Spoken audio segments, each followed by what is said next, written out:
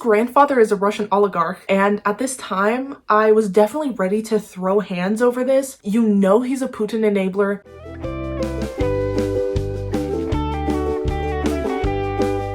Hey guys, it's Nicole. Welcome to my channel, or welcome back to my channel if you're new here. Don't forget to subscribe for more book and music, mostly Taylor Swift related content. If I look sunburned, it's because I am. I went outside for like 15 minutes today. So today's video is going to be all of the books I read in March and what I thought of them. So I thought February was a pretty unproductive reading month due to the whole war starting in the country where my family is, but March was even worse. I have a feeling April will be better. I truly am feeling a little bit better mentally, like more acceptance with the situation. Kyiv is in good shape, so that's really good. I mean, I of course have worries for the south of Ukraine, which is where my family is. We'll see how it plays out. But as of right now, reading is a really good distraction. I think I will be enjoying the stuff that I will be diving into this month. My plans for this month kind of are to like finish the Warrior Cats Super editions, as well as read Where the Crawdads Sing, I think it's called, because Taylor Swift has written a song for the movie that's going to be coming out soon. Also, don't worry, I did order Where the Crawdads Sing from the library. It appears the author is a murderer. I still need to look up more on that, but it seems like people are wanting to not put money directly into this author's pockets, so I did order it from the library. I'm really excited to be getting to that one, so I have plans that should keep me on the right track. Before we get into the video, I would like to take a moment to talk about the sponsor of today's video. So a huge thank you to Cascade Languages for sponsoring today's video. Cascade Languages is an Australian education and publishing company that teaches language using stories and art. So this is unlike anything I've ever used before to learn a language. Cascade offers 2 languages as of right now, which are Spanish and French. I chose to continue my French studies because I took it in high school. Basically, it teaches you the languages through audiobook format, and each audiobook comes with a transcript to follow along with. Before each story, it briefs you on the grammar and words that have not turned up before in previous stories, so you understand exactly what will be in the story. It teaches you a few words, gives you a story using those words, teaches you a few more words, gives you another story using those words. So it's constantly building on your knowledge bank. So you're literally already reading a story in a foreign language from day one. I think this is a highly practical form of language learning because it is throwing you into how words and sentences are used in real life. This is truly the best way I've ever seen to learn language. You are structuring sentences immediately. There is no beating around the bush. I remember struggling so much in high school just to say short sentences in French, but this just makes it really click in your brain. I am very excited to see what other languages they decide to add later on. I'm really hoping for Ukrainian and Russian. This would make that process so much faster. If you are interested in Cascade, be sure to check out the link down in the description. The very first stage of either French or Spanish is free, so you can try it out first to see if you like it. Then if you'd like to access all the content on the site, it is just $10 a month. So go check it out, and thank you to Cascade again for partnering with me on today's video. So first I read From Lukov with Love by Mariana Zapata. This took up the better part of March. Actually, the other 2 books I read pretty much flew by compared to this one, given I was very distracted. I started this the day the war started. However, this book was so hyped up, especially on Book Talk, by people who are my age. Basically, this is about 2 figure skaters in Houston, Texas. The girl, Jasmine, is, I believe, 26 years old, and the boy, Ivan, is, I think, around 30. So these are some older characters. You would expect them to be a little bit more mature, but they both literally talk like they're 13. This book is enemies to friends to lovers, slow burn. I've heard Mariana Zapata is really good with slow burn, but based off of this one, this is the only book by her I've read. It was an experience, all right. The premise of the book is that Jasmine and Ivan have to pair up because Ivan's partner quits on him, so he needs to find another partner to pair skate with, and they're on a time crunch, so the competition they have to do, I think, is within a year, and the kind of stunts you are doing when you're pair skating, it takes a lot of time to build up that trust. And of course, Jasmine and Ivan were not friendly in the slightest up to this point, so it's like these 2 people who literally hate each other and they have to learn to trust each other. For a moment there, it appears that it's kind of like a fake dating trope, but basically their coach says they have to act more friendly with each other for the press because 2 pair skaters who hate each other is just not going to be good for PR. A huge plot point in this book is that they both agree to pose nude for an issue of a figure skating magazine that is called the Anatomy issue, but like, of course, with a trope like that, like, you kind of know where this is headed. Basically, the entire slow burn enemies to friends to lovers is building up to the most graphic sex scene I think I have ever seen in a book. I don't read romance too much, so I don't come across this too much, but like, like it was so extra, and for what? Because it was such a cute little slow burn build up, and it was really not what I was expecting. How detailed it gets is just not what I was expecting. I kind of saw something like this coming with stuff like the anatomy issue, whatever, it kind of hints to that, but holy shit, it literally went from 0 to 100. I wouldn't even say there was much of a build. I don't know, she was trying to follow a very particular formula of a slow burn and just was trying so hard, and gives us this at the end. Like usually with a slow burn or enemies to lovers type of romance, I want there to be the like cutest, most tension built up type of kiss. Like I don't want what she gave me. I actually made a TikTok purely criticizing only that one graphic scene at the end. Vaguely, it's a trip. I highly recommend you guys go watch that on my TikTok. Other than that, so Ivan Lukov is a Russian immigrant, or his family is from Russia, something like that. His grandfather is a Russian oligarch, and at this time I was definitely ready to throw hands over this. Maybe a few months ago I wouldn't have been, but oh my god,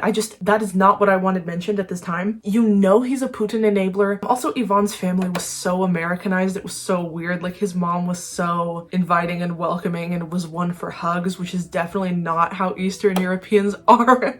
My mom's side is kind of like 25% Russian, 75% Ukrainian. That is just not how it is. However, Jasmine's coach Galina was also Russian, I believe, and oh my god, it was exactly what you would expect from a Russian coach. My mom read this book also, and she said she believes this coach is actually modeled after a real one who is Russian, so that makes sense if it's modeled after a real Russian person. It's just weird. And also Ivan, he reminds me a little bit of Edward from the Twilight series, and maybe if I was 9 years old at the time of reading this for the first time, I would be falling for this man. He's so controlling and weird, and he really insults Jasmine and her body, and like makes her have this issue with herself for a very long time, thinking she is not physically good enough. It just definitely has the energy of a man who has to like knock a woman down a few pegs so that she settles for him, in my opinion. So that can definitely be a little frustrating. I did grow to like Jasmine. She's very annoying in the beginning. She cusses like crazy, and it's just so like 13-year-old cringy type of behavior, but by the end I see a little bit of development. Yeah, this was weird. It was so bad that it kind of became good. At first I gave it 3 stars. I was gonna give it 4 until that awful scene at the end, because it was an enjoyable experience, but it was terribly written. Even without that awful scene at the end, the author tells you every time a character blinks, nothing is left inferred. There's also a moment during the graphic scene at the end where Jasmine says, "I'm on birth control and I'm ovulating next week."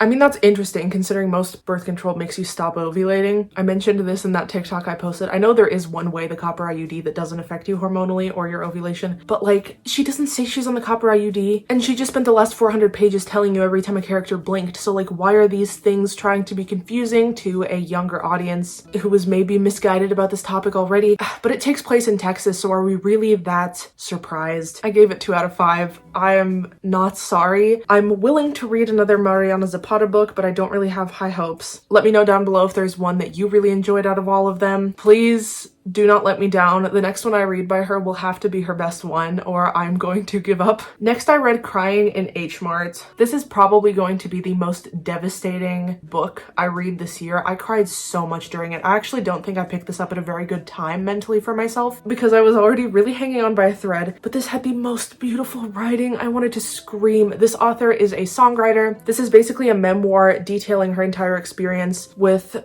dealing with the loss of her mother after she is diagnosed with cancer and having to take care of her the last few months of her life. It's very blunt and very raw and vulnerable. It doesn't hide anything from you involving what it's like to care for someone during that time. It also talks about her childhood and kind of just how her relationship with her mother has grown and evolved over the years. Oh my god, it makes me so sad. I'm about to cry again. And the main idea of the book is kind of how she feels close to her mother after her death by cooking the foods she grew up knowing, because her mother is Korean, so she's half Korean, her dad's American. And she feels closer to her mother and to her family by cooking these foods that her mother used to make through her childhood. She spent a lot of time going back to South Korea to visit family with her mother. So it's just like food through all of these memories. And I really relate to this as someone who is like half Ukrainian, half American. My dad is American, my mom is Ukrainian. She writes of not even knowing the language. I kind of know some Russian, even less Ukrainian, but I definitely relate to that. Like, oh my god, the way she has these revelations of she no longer has her mother to like translate for her when someone is speaking Korean. This shit just affected me in a way I really didn't need, but it was 5 stars. I'm really not surprised because this woman also writes really good songs.